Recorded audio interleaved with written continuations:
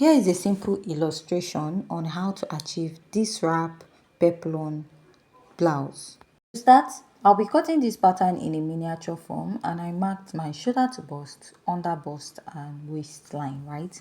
So after marking this, the next measurement you're going to take is to divide your shoulder by 2. Add ½ inch to it because this dress has a sleeve. From there, come down by 1 inch and go ahead to mark a basic neckline of 3 by 3 inches. So from here, you connect your basic neckline of 3 by 3 inches. I'll go ahead to mark the lower part. So note, I'm just cutting this in a miniature form. I'll be mentioning all the measurements I'm using, right? So after marking this, I'm going to find my chest line, which is your armhole. To get that is your bust circumference divided by 6 plus 1.5 inches. Whatever you have, mark and draw a straight line there. Now, mark back your shoulder divided by 2 plus half. After marking that, place your ruler and go ahead to connect. Now, after connecting, I'll go ahead to divide my armhole into 2 equal parts, come in by ½ inch. Mark my bust circumference divided by 4 at the chest line. Connect this to this point and also connect it all the way to the bust circumference divided by 4. Next step is to mark your dart. Start by marking your nipple to nipple divided by 2 all the way to the lower part. Place your ruler and go ahead to draw a straight line. Now, I'll connect from that midpoint at the armhole all the way to that nipple to nipple line. I'll go ahead to mark my dart intake. I'll mark ½ inch here, 1.5 here. If you're a plus size, go ahead to mark 1 inch here and then inches on the other side. Connect from the bust to the under bust. Repeat this at the other side of your pattern. At the armhole, take a dart intake of ½ inch at both sides. Blend it into your pattern and repeat this at the other side. Now from the lower part, we are going to replace that dart intake ½ inch on both sides, giving you 1 inch, and blend it to the armhole.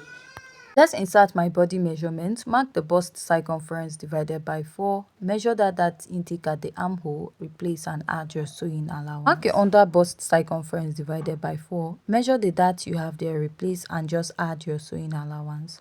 Mark your waist circumference divided by 4. Measure the dart intake you have there and also add your sewing allowance.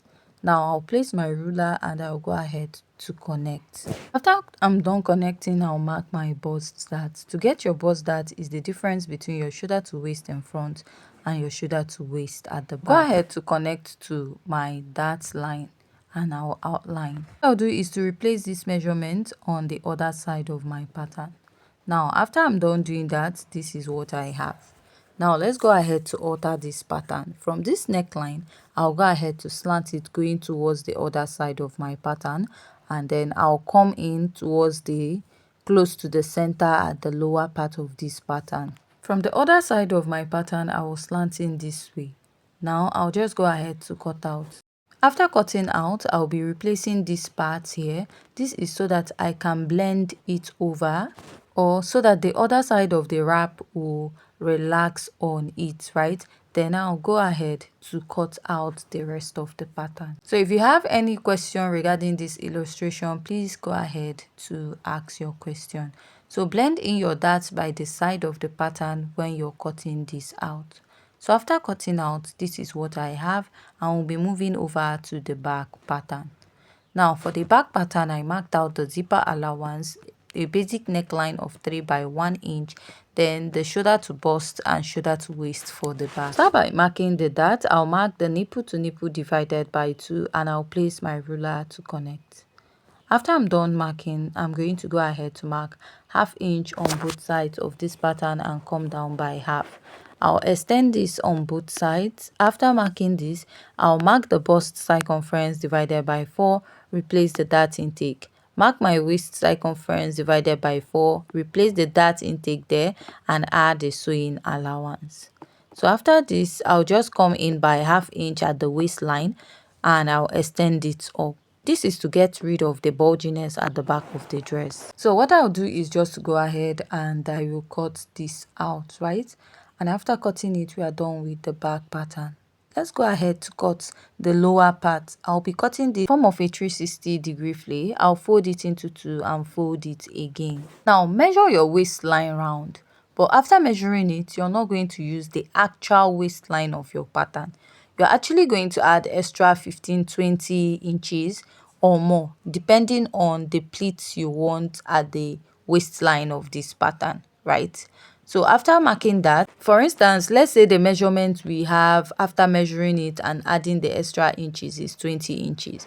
That 20 inches, you divide it by 4. And if you divide 20 by 4, you will have 5 inches.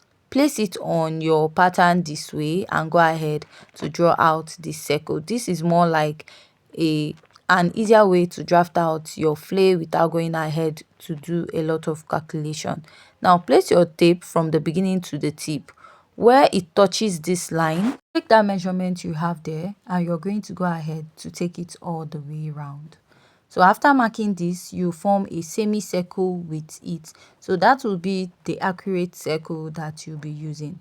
Now, measure the length of the peplum, add like a folding allowance and turn up allowance. So whatever measurement you have, let's just say I'm using 4.5 or 5 inches, you mark this all the way around. And after marking, you go ahead to connect your lines. After connecting, this is what you have, and then go ahead to cut it out. Now also go ahead to cut out the waist and cut this into two. So one will be for one side and one for the other side of the waist.